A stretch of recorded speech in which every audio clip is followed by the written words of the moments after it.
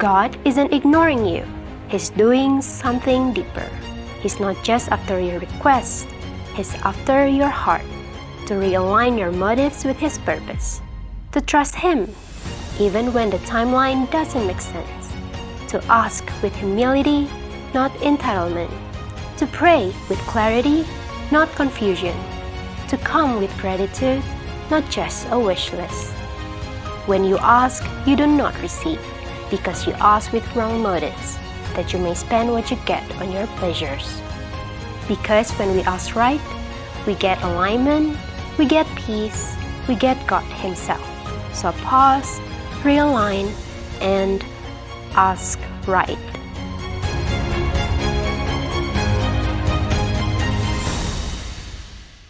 Tema bulan ini kita kan tema baru ya, bulan Juni, bicara tentang Ask Right.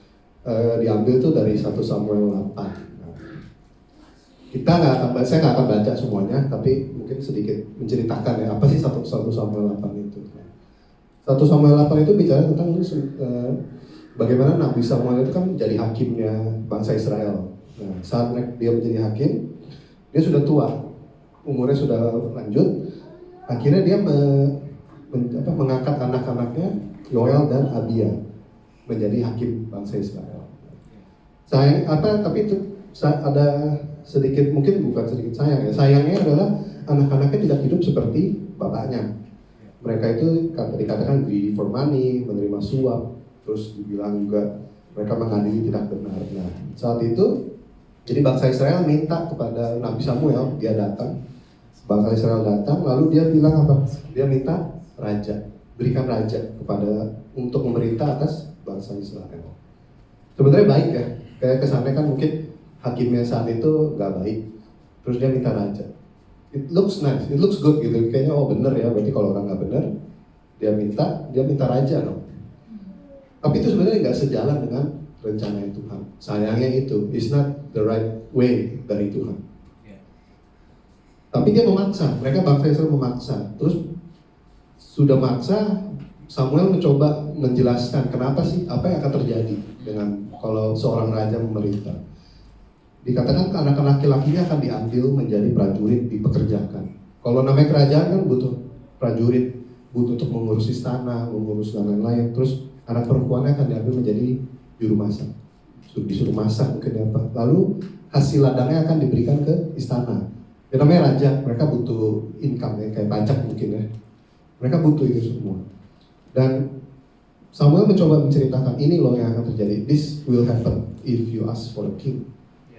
Tapi bangsa Israel tetap maksa. Nah, apa yang dikatakan oleh bangsa Israel kepada Samuel, dia bilang seperti ini.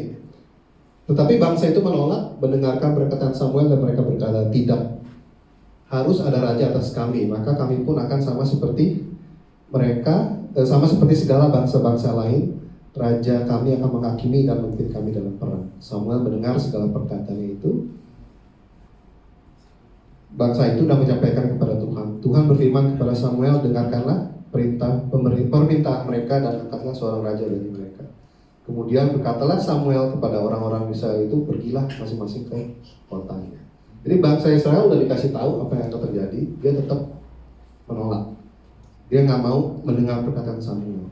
Dia tetap mau mempunyai raja, dikatakan sama seperti segala bangsa-bangsa. Nah, dari kisah 1 Samuel 8 ini, cuma sekilas ya, saya mau ini.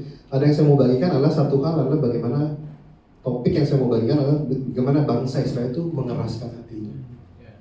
Mereka tidak mau mendengar apa yang Tuhan katakan melalui Nabi Samuel, dan mereka insist apa yang mereka mau. Kayak judul sharing hari ini saya mau kasih judul adalah hati yang keras. Kita baca sama-sama di Ibrani 3 ayat 6 sampai 8. 1, 2, 3. But Christ as the Son is in charge of God's entire house, and we are God's house if we keep our courage and remain confident in our hope in Christ.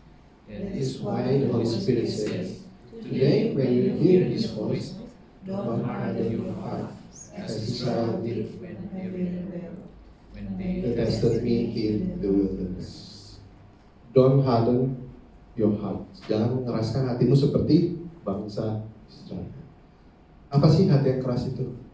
Kalau saya bisa definisikan arti hati yang keras itu adalah orang yang stubborn, unyielding, a person who is stubborn and unyielding, refusing to give way to God's truth. Jadi ada dua kata kunci yang saya bilang adalah stubborn dan unyielding. Stubborn itu apa sih? Keras kepala ya. Kalau unyielding itu tidak taat, tidak mau tunduk, tidak mau submit kepada otoritas di atas atau kepada Tuhan. Stubborn itu kurang lebih seperti orang yang tidak mau merubah cara berpikir, perbuatannya, walaupun sudah dikasih alasan, jangan lakukan nanti ini seperti ini, dikasih bukti, dikasih fakta-fakta, jangan lakukan ini nanti hasilnya ini seperti ini. Tapi orang-orang yang stubborn, dia pasti dia akan insist mau jadi apa, dia melakukan apa yang dia mau. Dia biasanya menolak correction atau advice, dikasih tahu tetap aja dia nggak mau. Dan seringkali stubborn itu biasa berlihat dengan pride. Oh, saya I know the better way. This is my way. This is better than apa yang kamu katakan. Ini lebih baik. Stubborn juga orangnya adalah persis walaupun tetap melakukan walaupun itu adalah sebuah kesalahan. Itu kurang lebih orang-orang stubborn seperti itu. Dan saya yakin kita semua pasti pernah menjadi orang yang stubborn di suatu dalam satu apapun itu ya, dalam kehidupan kita pasti along the way pasti kita akan stubborn, menjadi orang yang keras kepala mungkin dalam satu topik tertentu dalam kehidupan kita. Dan ya saya juga punya pengalaman yang mungkin simple gitu ya, simple thing gitu. Tahun 2007 ya, saya orangnya suka gadget, suka main gadget, tahun 2007 itu ada sebuah gadget yang luar biasa terkenal yang merubah dunia. Ada yang tahu nggak? iPhone. Tahun 2007 iPhone diperkenalkan ya. It's changing the world. Istilahnya bagaimana orang melihat handphone itu. Nah, sebenarnya itu kan udah semua orang tahu lah. iPhone itu at that time is the best, kurang lebih ya, paling bagus gitu. Tapi saya suka gitu. Saya suka dengan iPhone, dengan gadgetnya itu. Tapi adalah satu yang saya nggak suka lah, saya nggak mau ikutin istilahnya. Saya nggak suka ikutin mainstream mainstream gitu kan, orang pada iPhone semua kan saat itu beli. Saya nggak suka, saya nggak mau gitu istilahnya, ngapain sih beli ini, walaupun tahu itu baik, itu bagus gitu saat itu ya. Nah, saya sukanya cari alternatif biasanya, cari alternatif apa sih handphone apa yang bisa kayaknya nggak kalah gitu ya sama iPhone. Dia punya iPhone itu yang ini ya. Apa itu ya, pada nggak tahu juga ternyata. Dulu itu saya nggak tahu kalian pernah ini, saya suka gadget, jadi karena suka gadget saingannya iPhone, jadi saya explore things gitu, explore apa yang bisa melawan iPhone untuk saya gitu. Dulu pakai Nokia 5800, aku juga punya ya, Express Music gitu. Itu dulu kayaknya kalau nggak salah pertama kali Nokia mengeluarkan touchscreen. Itu wah dulu kayaknya keren gitu, tapi pas dipakai ampun ya. Touchscreen-nya kalau dulu apa dibilangnya kapasitif atau resistif ya, multi touch. iPhone itu multi touch. Kalau ini nggak bisa, yang kayak pakai pen. Iya, harus pakai pen gitu. Kalau dulu kan saya masih suka naik motor. Naik motor kan ya namanya di Indonesia ya, naik motor, handphone bunyi sambil naik motor sambil ngeliat gitu ya. Udah gitu nggak touchscreen-nya nggak responsif. Wah itu kan bahaya banget. Dulu pakai itu. Kelihatannya keren, lihat iklannya pun keren. Wah, dia mau menyaingi iPhone saat itu. Tapi ternyata nggak bisa juga. Nah, saya suka kayak gitulah, saya cari, saya beli itu. Dan itu harganya nggak murah juga. Ternyata mahal juga, cukup mahal lah. Nah, terus nggak kuliah pakai terus lah. Udah gitu, kebetulan saya bisa kerja di Hong Kong. Nah, di Hong Kong itu lebih menarik karena di Indonesia kan masuknya bisa telat ya. Suka tergantung yang import produknya. Nah di Hong Kong itu open banget, wah semua produk segala tinggal kayak ke Mangga 2 begitu, banyak sekali. Di situ mulai namanya Android baru mulai Android itu mulai diperkenalkan di dunia gitu. Dulu HTC pertama keluar. Karena saya di Hong Kong jadi open ya, maksudnya gampang banget beli handphone itu. Wah saya lihat, ada Android yang ini HTC, wah kayaknya nice nih, screen-nya kecil, semua Android kan diperkenalkan sebagai saingannya iPhone ya waktu itu. Oh that's good gitu. Ternyata is good pertama-tama, tapi lama-lama wah itu suka nge-hang, harus di restart terus. Lama, tapi kecil enak sih gitu, tapi kayaknya benar-benar nggak bisa dipakai. Tapi tetap saya nggak mau, walaupun teman saya di sekitar itu kan di Hong Kong is very easy untuk lebih gampang ya dapetin iPhone saat itu. Teman saya di kantor yang saya kerja di saat itu di Hong Kong, mereka semua udah iPhone semua. Tapi saya nggak mau, stubborn tetap. Nggak mau lah, ngapain ikutan anti mainstream. Terus belilah, wah ini Motorola, ini lebih keren lagi, ada keyboardnya. Kalau dulu Nokia ada communicator ya. Iya. Nah ini Motorola keluarin sama itu. Ininya touchscreen, ininya keyboard, makanya keren gitu. Tapi sebenarnya nggak praktis sekali. Karena kalau mau ngetik gini harus 2 tangan lagi. Just very nggak praktikal. Tapi kelihatannya keren waktu itu. Belilah itu. Jadi kalau dihitung-hitung sebenarnya setelah itu saya beli yang lain lagi. Dihitung-hitung, saya beli iPhone 1 dan bisa cukup beberapa tahun. Akhirnya menyerah setelah iPhone 5 atau 4 saya keluar. Akhirnya sudah. Jadi istri saya udah ribut aja, beli mulu, ganti-ganti mulu handphone. Akhirnya mau nggak mau, ya sudah menyerah gitu istilahnya. Oh ternyata memang iPhone saat itu is the best. Gitu. Walaupun saat ini mungkin udah banyak saingan. Itu namanya stubborn, simple thing. Kita pasti ada stubborn di dalam kehidupan kita. Karena kita suka dengan our own way. We try to insist our own way. Walaupun udah dikasih tahu, semua orang udah bilang iPhone saat itu bagus dan harganya pun dikumpulin 3 biji 4 biji ya dapatnya iPhone lebih murah gitu. Kenapa nggak beli iPhone? Dan gampang saat itu bisa beli unlock, nggak perlu kontrak dan lain, just buy gitu. Nah, bangsa Israel juga seperti itu, dia stubborn.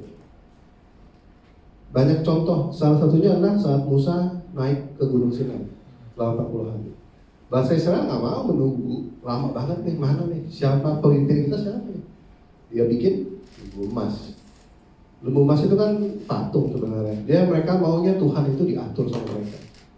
Mereka mau kemana, tinggal digerek tuh patungnya kan. Kalau ini kan Tuhan itu kan yang nyuruh mereka, waktunya jalan mereka jalan, waktunya berhenti mereka nggak mau. Mereka lebih suka mengatur Tuhan dengan apa yang mereka mau. Stubbornness. Lalu bicara tentang tadi unyielding, tidak mau tunduk. Tidak mau tunduk itu ini lebih negatif ya, artinya refuse to submit. Mereka nggak mau tunduk kepada Tuhan. Contoh unyielding itu seperti Firaun mungkin ya. Firaun kan saat disuruh melepaskan bangsa Israel, Firaun nggak mau dikasih tulah pertama. Firaun tahu siapa lawannya, istilahnya Tuhan itu seperti apa, kehebatan Tuhan seperti apa dia tahu. Tapi dia tetap dikatakan dia mengeraskan hati, sampai beberapa tulah. Dia mengeraskan hatinya. Dia nggak mau refuse untuk submit, untuk tunduk kepada kehebatan Tuhan, kedahsyatan Tuhan. Is unyielding. Nah, mungkin kita nggak seperti bangsa Israel. Kita mungkin stubborn atau unyielding, tapi tidak seperti bangsa Israel yang melawan Tuhan seperti itu. Tapi terkadang dalam kehidupan kita juga tetap mempunyai hati yang keras. Dan hati yang keras itu kan selalu adalah proses. Misalnya nggak tiba-tiba kita keras, tapi ada suatu proses di mana sedikit kekerasan hati kita menjadi keras. Dan lama-kelamaan is a bit late gitu, istilahnya sudah menjadi keras banget gitu ya. Dan itu proses untuk menjadi soft akan lebih susah. Bagaimana hati kita menjadi keras? Beberapa yang saya mau bagikan adalah diambil dari Ibrani 3. Yang pertama dia Ibrani 3 ayat 9. There your ancestor tested and tried my patience, even though they saw my miracle for 40 years. Dia mencoba, menguji Tuhan. Bahasa Israel itu menguji Tuhan, ngetes Tuhan. Sekalipun mereka sudah melihat perbuatan Tuhan selama 40 tahun, tapi mereka masih ngetes. Dengan cara apa sih bahasa Israel ngetes?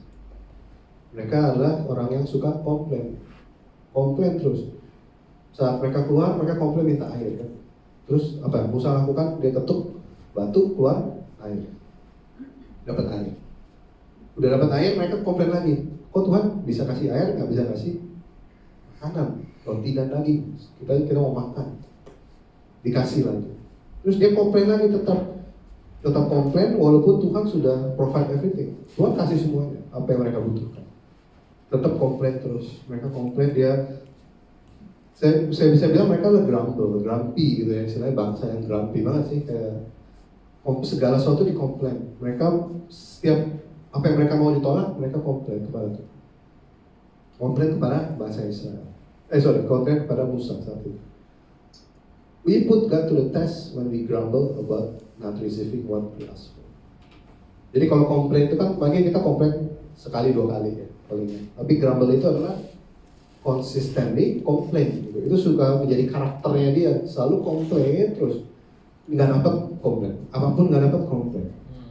Seperti kalau grumble itu grumpy, kayak udah yang kayak Seven Dwarf itu kan ada grumpy ya, orang grumpy. Segala sesuatu dia komplain, dia grumpy terus.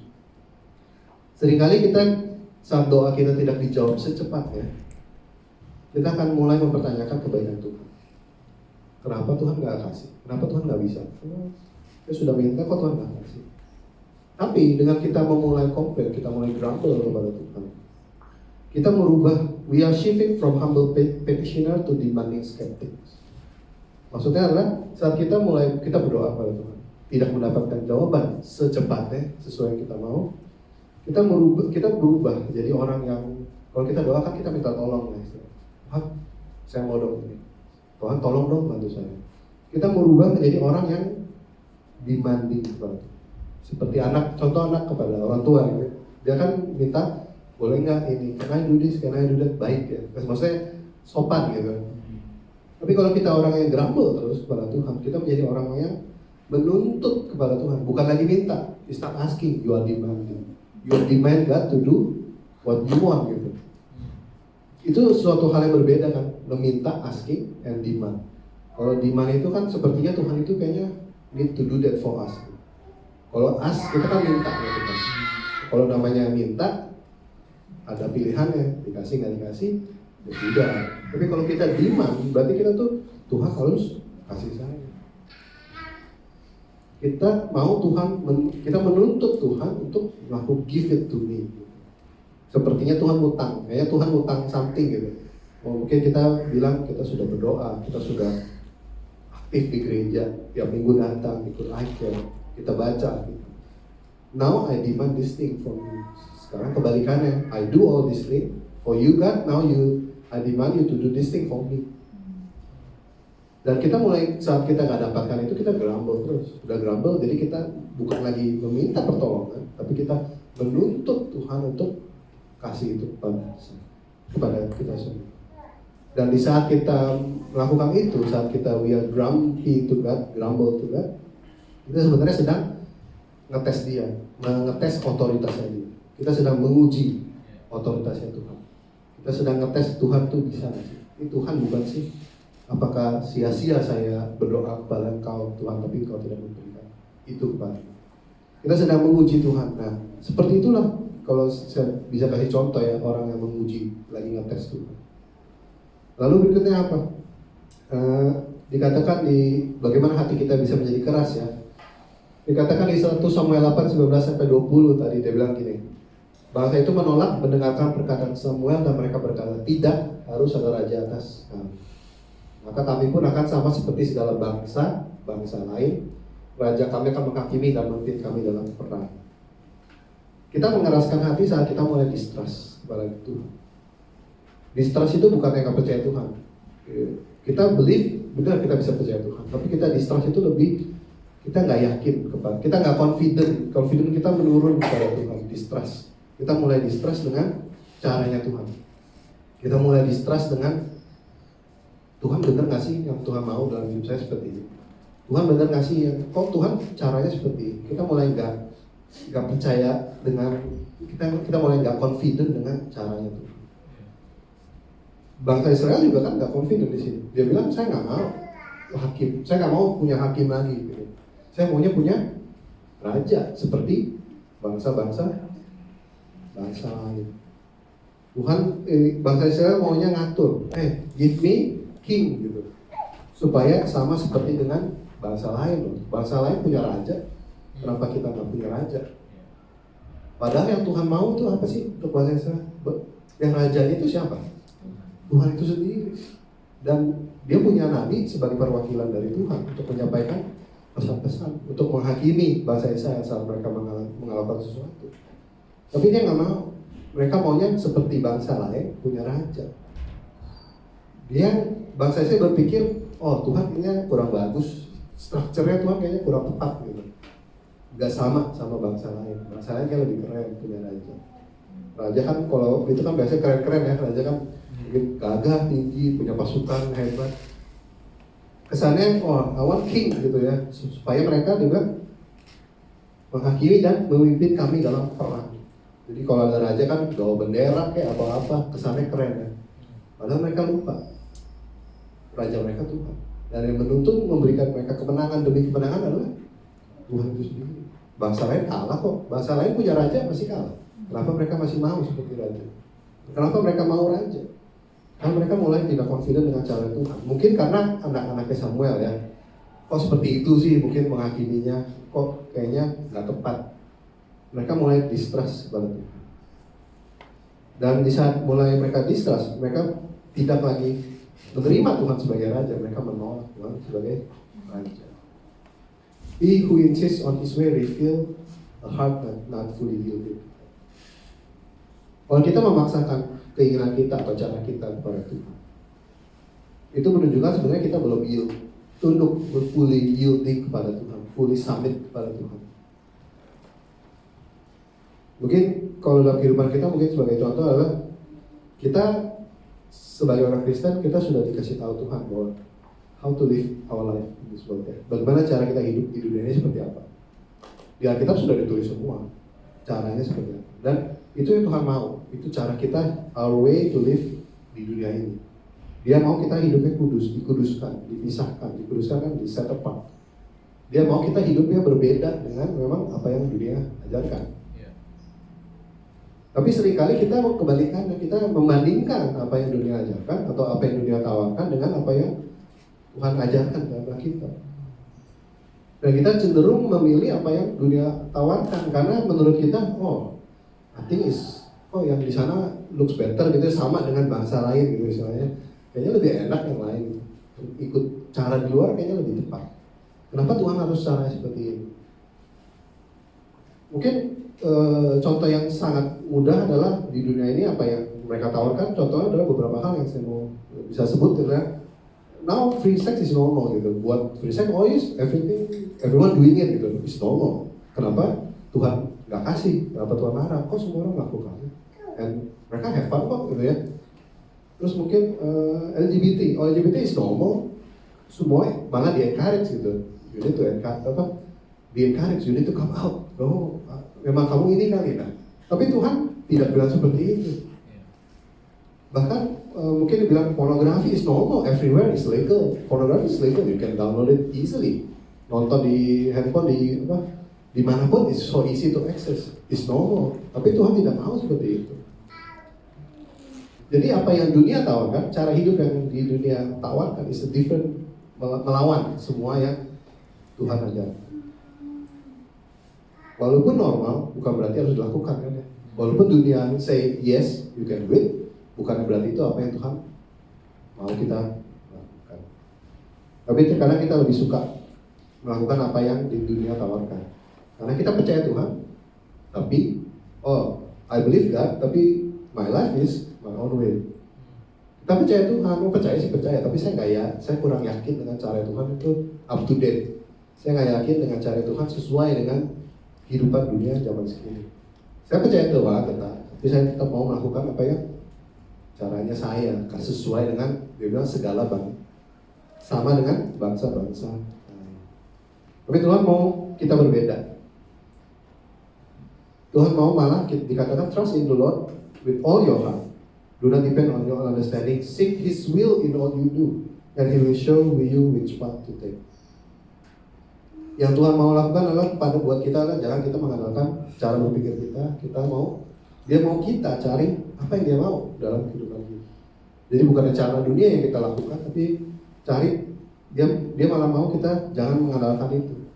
Carilah pada Tuhan, tanyalah Tuhan, Dia akan tunjukkan apa yang cara yang benar, bukan cara yang kita mau sesuai dengan bahasa lain. Biar Tuhan sendiri yang memimpin kehidupan kita. Nah, Apa berikutnya? Bagaimana hati kita menjadi keras? Di Ibrani 3:13 dikatakan seperti ini. But encourage one another daily, as long as is called today, so that none of you may be hardened by sin's deceitfulness. Artinya, hati-hati dengan namanya tipu daya dosa. Be careful dengan kehidupan dosa. Hati-hati dengan dosa. Dosa itu dikatakan menipu kita, membutakan cara kita berpikir, mematikan hati nurani kita, dan saat kita menganggap dosa itu normal, lama-lama kita akan menjadi kebal. Misalnya dikasih tahu, oh, kayaknya nggak apa-apa, I've been doing it so long gitu, is fine buktinya. Saya melakukan hidup dalam dosa, is fine buktinya. Jadi hati kita keras dan lama-lama apa? Kita tidak lagi sensitif untuk mendengar suara Tuhan. Kita tidak lagi sensitif mendengar peringatan itu, karena kita mulai mengeras. Beyond the act, sin's real danger is its deceptive power to blind our understanding, deaden our conscience, and harden our heart to God.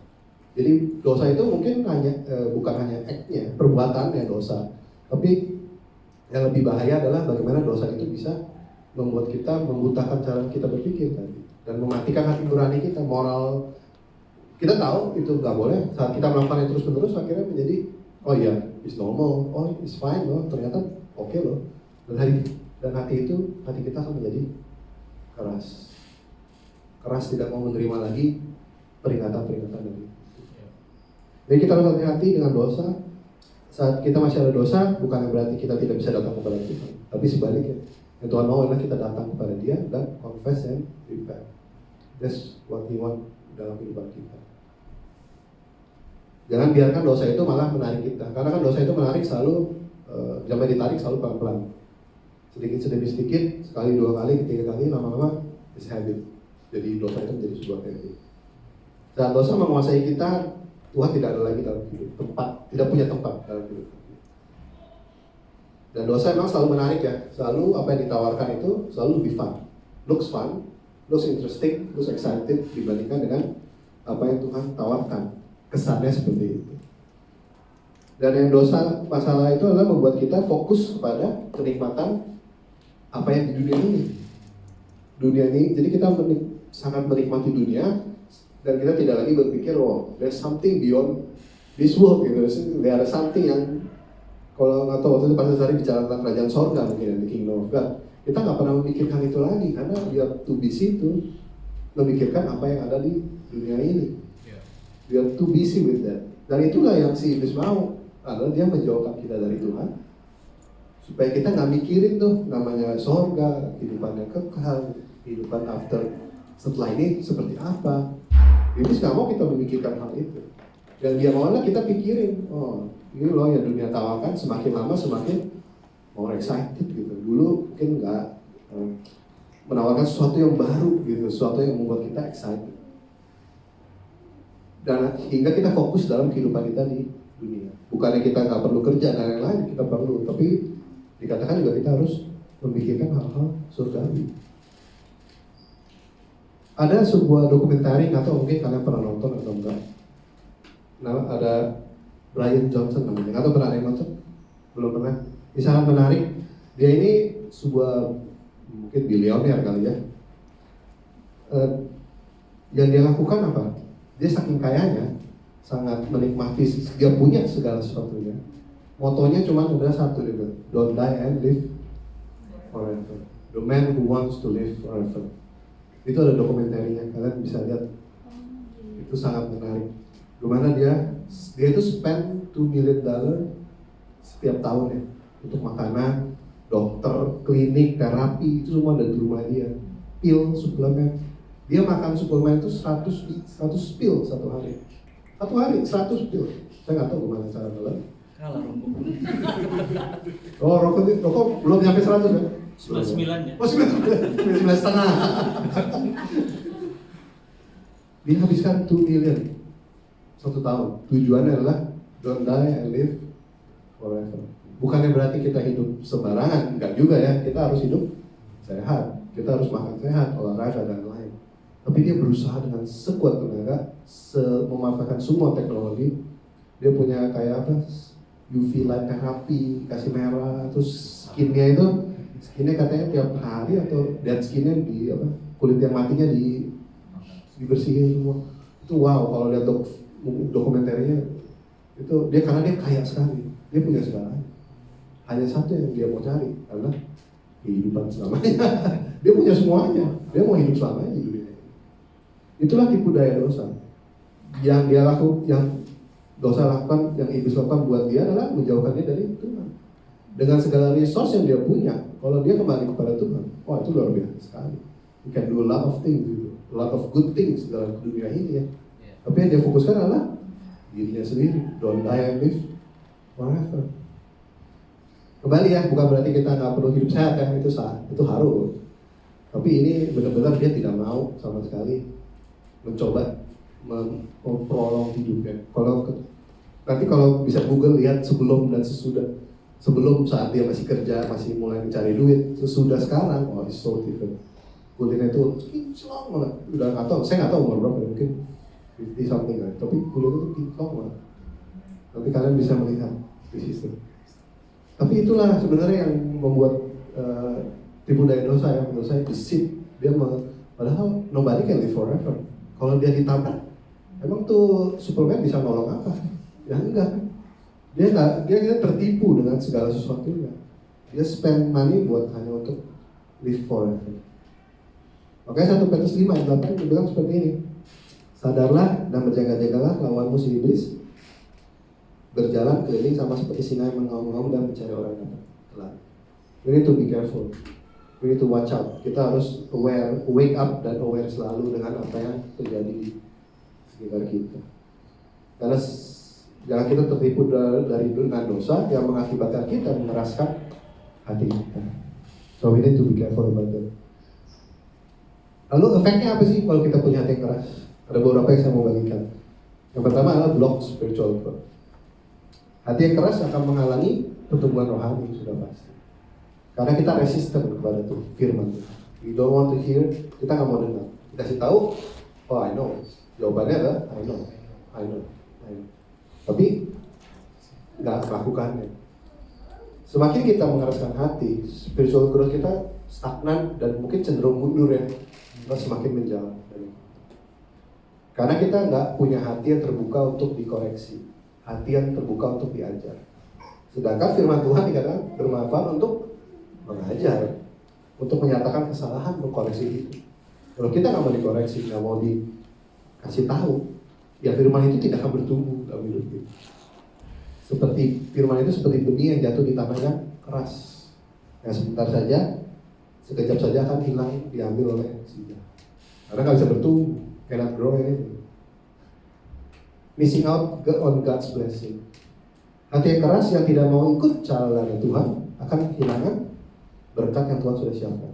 Akan kehilangan rencana yang Tuhan sudah siapkan. Contohnya apa? Bangsa Israel waktu mau masuk tanah Kanaan. Dia kirim 12 pengintai kan? Yang masuk tanah Kanaan hanya 2 pengintai. Karena yang 10 nggak mau mengikuti caranya Tuhan. Dan mereka miss out masuk ke tanah perjanjian itu. Kan sayang banget ya, it's almost reach the end gitu. Tapi mereka tidak bisa masuk. Waktu itu saya baca ada sebuah ilustrasi, ini cukup menarik juga ilustrasinya, tapi menarik juga mengingatkan saya juga ya. Maksudnya ini waktu saya baca devotional ada tentang trusting God dalam caranya dia, way-nya Tuhan. It's interesting, dia pakai ilustrasinya pakai kucing gitu. Dia bilang kucing itu kan suka cari makanan di rabis ya. Maksudnya kalau ini mungkin kucingnya nggak di sini ya, kucingnya di Indonesia mungkin ya. Dia suka mencari makanan di tempat yang memang rabis, yang banyak dia korek-korek cari makanan. Terus ada orang datang mau mencoba membawa kucing itu, didorong, karena dia sudah menyiapkan makanan, dibelokkan di ujung jalan, dibelok, ternyata dia sudah siapkan sesuatu buat kucing itu. Kucing itu coba didorong, ayo sini. Kucingnya dorong, balik lagi ke tempat itu. Karena dia masih ngorek-ngorek, lagi seru gitu. Misalnya, aduh kayaknya ada something gitu ya. Padahal orang itu sudah menyiapkan sesuatu buat kucing itu di balik jalan itu. Mungkin nggak kata. Nah, Kucing itu dibawa terus ya dia menolak terus sampai akhirnya orang itu akhirnya udah, masa dia nggak mau nungguin terus kan, dia sudah berusaha. Kalau saya renungkan ya kurang lebih kalau kita seperti Tuhan insist our way kepada Tuhan, kita tetap maunya kita. Sebenarnya ya saya bukannya Tuhan jahat ya, kadang-kadang Tuhan membiarkan kita kepada cara itu. Bangsa Israel mau raja, kekeh, I want king, we want king gitu. Tuhan bilang, udah kasih aja tuh raja. Kita tahu apa yang terjadi. Raja Saul, bagaimana akhirnya apa yang terjadi dengan Saul. Kita mengeraskan hati ya, we can miss out our God blessing kalau kita memaksa jalan kita. Karena kita ternyata Tuhan sudah menyiapkan jalan yang mungkin nggak kelihatan, tapi ada sesuatu yang baik di sana. Yang berikutnya bicara tentang turning away. Ini yang efek yang terakhir yang saya mau bagikan adalah be careful dari Ibrani 3:12. Be careful then, dear brother and sister, make sure that your own heart are not evil and unbelieving, turning you away from the living. Hati-hati, semakin hati kita keras, semakin kita maunya jalan ke jalan kita, akan sedikit semakin melenceng. Biasa kan melenceng itu pelan-pelan ya, melencengnya pelan-pelan, lama-lama semakin jauh. Dan setelah kita sadar, ternyata kita sudah berbalik dari jalan itu. Dan turning away seperti bangsa Israel, mereka akhirnya menolak Tuhan dan mereka menyembah ilah lain sama seperti bangsa-bangsa. Mereka akhirnya menjauh dari Tuhan, mereka menolak Tuhan. Kekerasan hati membuat orang bisa turning away atau falling away dari itu. So we need to be careful tentang itu. Kita harus hati-hati dengan hati yang keras, hardened heart. Mungkin hati keras itu ada perlahan-lahan stage-nya, tapi jangan sampai membiarkan hati yang keras itu membuat kita turning away dari Tuhan. Nanti itu the ultimate yang paling parah mungkin ya, efeknya kalau kita punya hati yang keras yang nggak mau ikut Tuhan.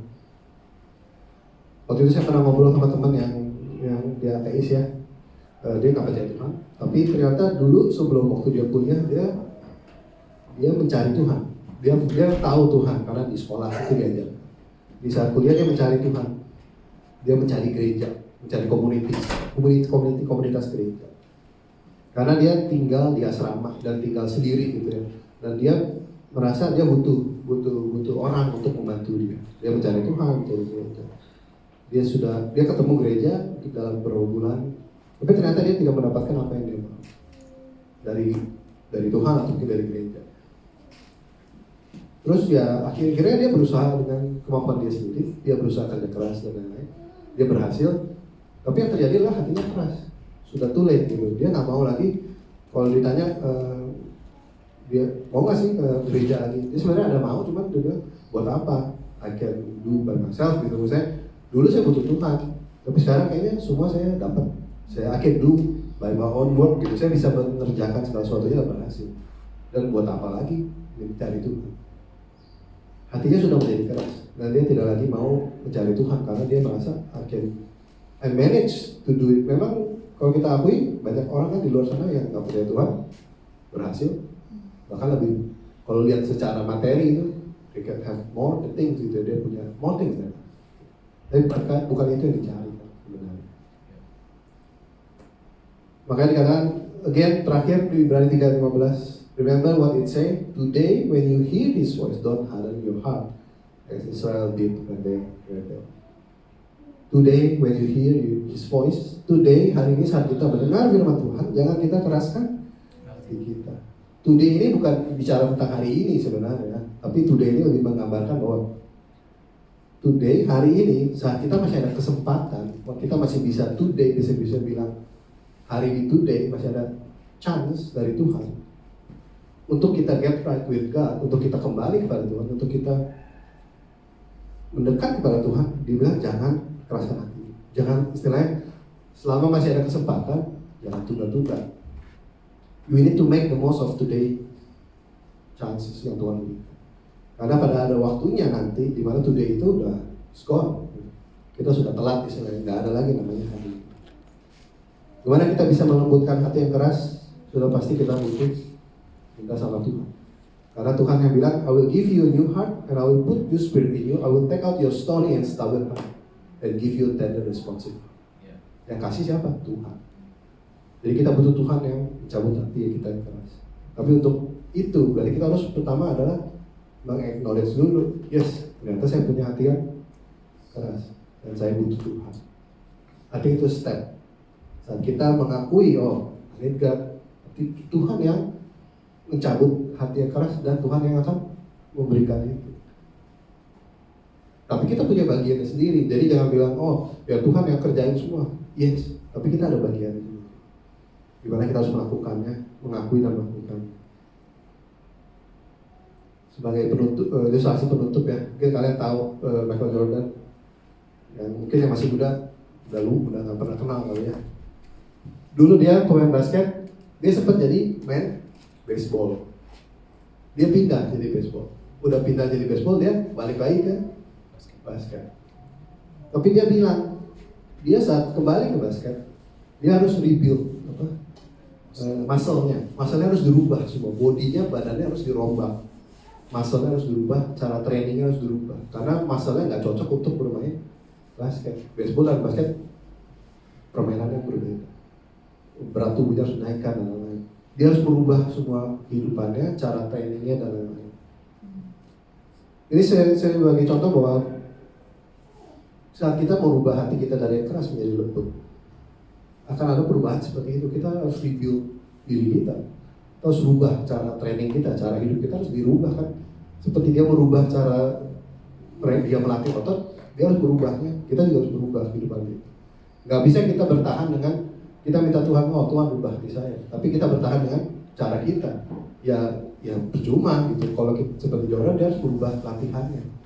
Kalau nggak rubah latihannya, dia nggak akan bisa mencapai badan yang muscle yang cocok untuk bermain. Kalau kita udah minta Tuhan, dan kita harus melakukan bagian kita. We need to do our part. We need to change. Kita harus willing to be changed, dan kita harus berubah kebiasaan-kebiasaan kita. We need God. Saat kita mulai sadar dan kita minta kepada Tuhan hati yang mau diajar, dan kita harus belajar untuk membuka hati kita, untuk menerima ajaran Tuhan. Mungkin saya minta tim PWN kita mau menyelesaikan ini. Hardened heart, hati yang keras. Dan terkadang mungkin yang nggak enaknya itu lah kalau kita punya hati yang keras adalah saat kita mau dilembutkan karena hatinya udah terlalu keras. It's a painful proses mungkin ya. Suatu proses yang nggak enak. Ya, kalau saya sih milih lebih baik nggak sampai seperti itu ya, dibanding kita udah keras banget, udah mentok, dihancurkan, dilembutkan itu lebih keras, lebih sakit gitu mungkin ya prosesnya. Lebih baik saat sebelum fully keras itu kita sudah mulai sadar, oh Tuhan saya mau berubah, oh Tuhan saya mau melakukan apa yang Tuhan mau. Dibandingkan kita nunggu sampai ujung dan dilembutkannya itu, ya bisa dilembutkan seperti painful proses yang saya harap kita nggak perlu melewati gitu. Makanya dia bilang, today when you hear His voice, today saat kita mendengar firman Tuhan, don't harden your heart. Jangan sampai kita udah harden our heart baru dilembutkan. I think nggak too late sih, selama masih ada today kan, masih ada hari ini.